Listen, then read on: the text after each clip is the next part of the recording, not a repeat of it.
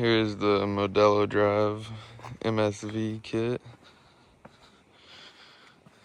Fitment and surface qualities honestly really well.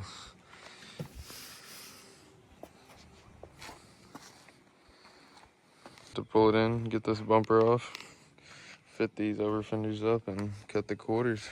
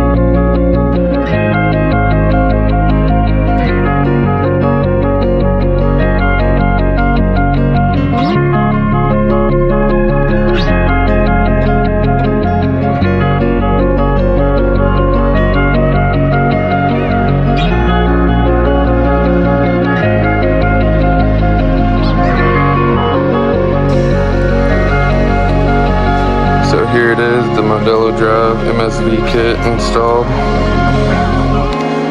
Fitment isn't perfect, but it's a drift car. This is with a 9.5 plus 22 on the rears. Still got some gap to fill.